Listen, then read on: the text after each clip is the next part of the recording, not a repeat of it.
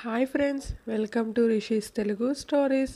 ఎవరైనా మన ఛానల్ని సబ్స్క్రైబ్ చేసుకొని వాళ్ళు ఉంటే సబ్స్క్రైబ్ చేసుకొని లైక్ చేయండి ఫ్రెండ్స్. మీరు లైక్ చేయడం వల్ల నా ఛానల్ మరికొంతమంది చూడడం అవకాశం ఉంటుంది. ఇక స్టోరీలోకి వెళ్ళిపోదాం. కాలం ముగిసిన మన బంధం ముగియున 28వ ఎపిసోడ్. ఏమండి, ఏం ఆలోచిస్తున్నారు అంది మహతి అశోక్ని చూస్తూ. ఏం లేదు మహతి, తెలుసుగా అక్క మొండి పట్టుదల. మనం పెళ్ళి ఇప్పుడల్లా వద్దు, చదవాలని అన్నాం. ఈ విషయం తెలిస్తే అన్నాడు అశోక్. ఇది నిజమని మధుని కోప్పడకండి, నిజమేంటో తెలుసుకోండి ముందు అంది మహతి బాధగా. ఏంటి మహతి అలా అంటావు? ఇన్నేళ్లలో నువ్వు నన్ను ఇంతేనా అర్థం చేసుకుంది అన్నాడు అశోక్ బాధగా. నేను అలా అనలేదండి. మీరేమన్నా అంటే మళ్ళీ మధు బాధపడుతుందండి, అందుకే ఇలా అన్నాను అంది మహతి. కూతురిపై ప్రేమతో అలా మాట్లాడావు మహతి, నేను అర్థం చేసుకోగలను. కానీ ఇతను ఇంటి దాకా వచ్చాడంటే ఆ పద్ధతి నాకు కూడా నచ్చలేదు. ఆ అబ్బాయి చెప్పాలనుకుంది చెప్పాడు, కానీ ఎదుటి వాళ్ళ ఆన్సర్ కూడా వినలేదు. నేను ఒక ఆడపిల్ల తండ్రిగా ఆలోచిస్తా, అంతకు మించి ఆలోచించలేను అంటూ కళ్ళు మూసుకున్నాడు అశోక్. ఎందుకిప్పుడు ఇలా ఉన్నారు అడిగింది కళ్యాణి రాజేంద్రని చూస్తూ. అయినా రాజేంద్ర నుంచి సమాధానం రాకపోవడంతో మన మధు అలా చేసుండదు, నాకు గట్టి నమ్మకం అంది కళ్యాణి. ఒకవేళ మధు ఇష్టపడినా అమ్మ ఒప్పుకోదు కళ్యాణి. నా బిడ్డకు ఇష్టమైన వస్తువులని దూరం చేసినా బాధలేదు.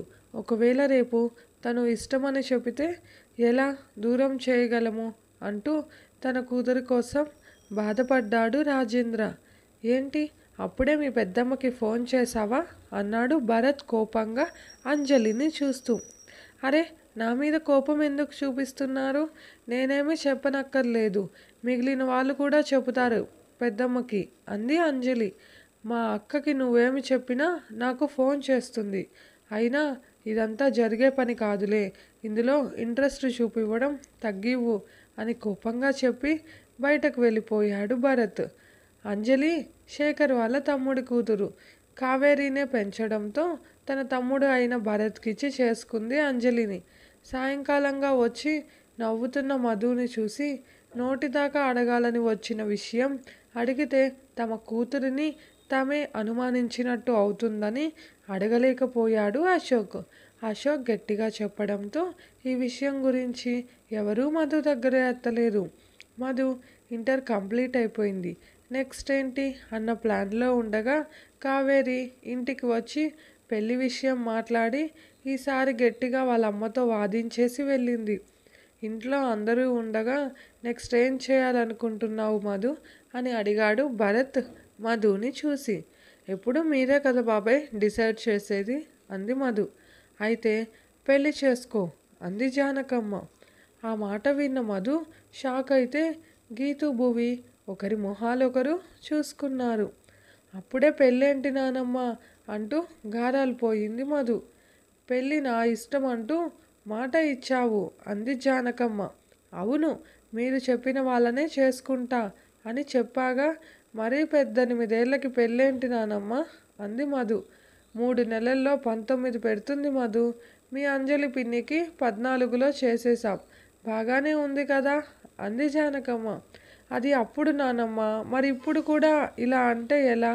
ఈ వయసులో నాకేం తెలుసని చేస్తారు మీరు? మీరైనా చెప్పండి బాబాయ్ అంటూ నానా బాబాయిల వంక చూసింది ఆశగా.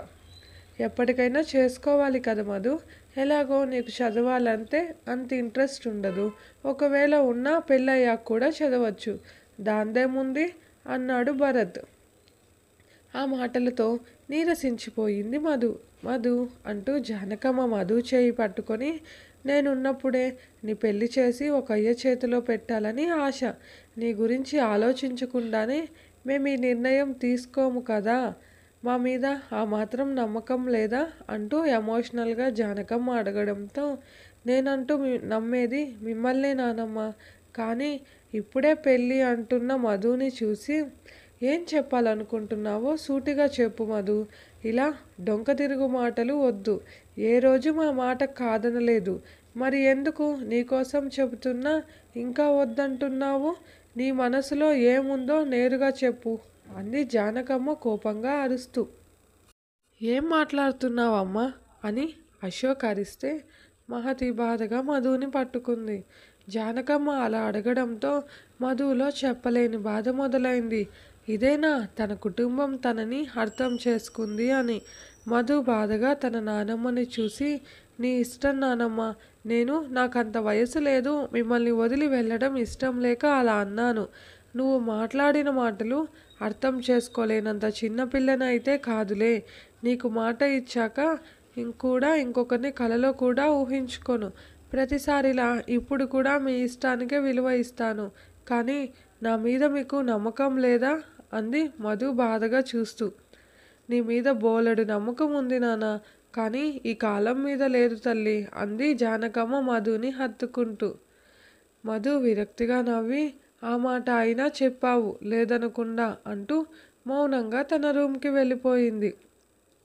వెనకే భువి గీతూ వెళుతుంటే అశోక్ ఆపి మధు వెనకే వెళ్ళాడు.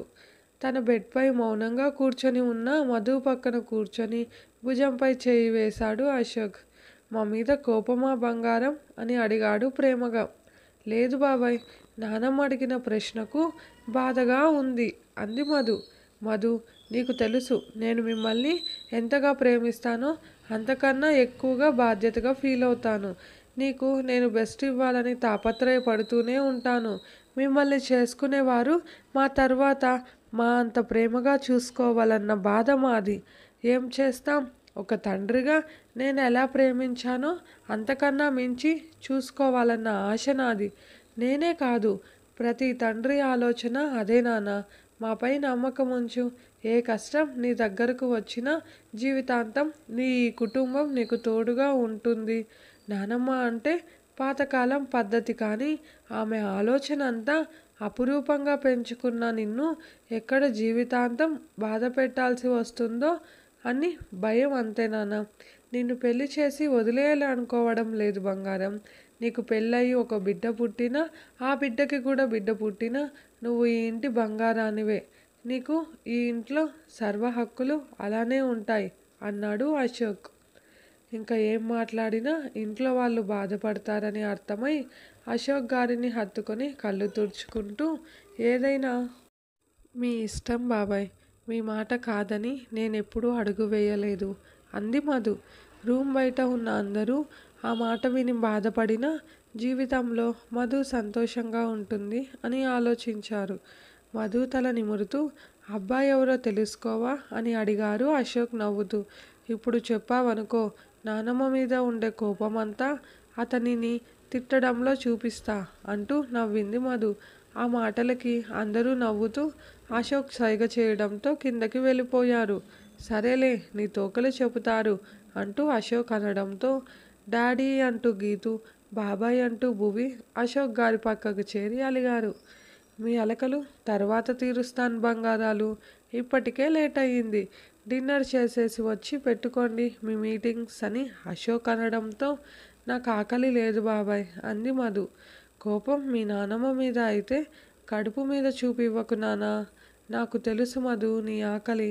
పద తినేసి కావాలంటే నీ కోపాన్ని కంటిన్యూ చేసుకో అని కూతుర్లను తీసుకొని కిందకు వెళ్ళాడు అశోక్. తింటున్న మధుని జానకమ్మ చూస్తుంటే, దిష్టి పెట్టకు నాకు. ఈ మధు ఇచ్చిన మాట తప్పదు. ఎప్పుడు ఏం చేసుకుంటావో నీ ఇష్టం చేసుకో.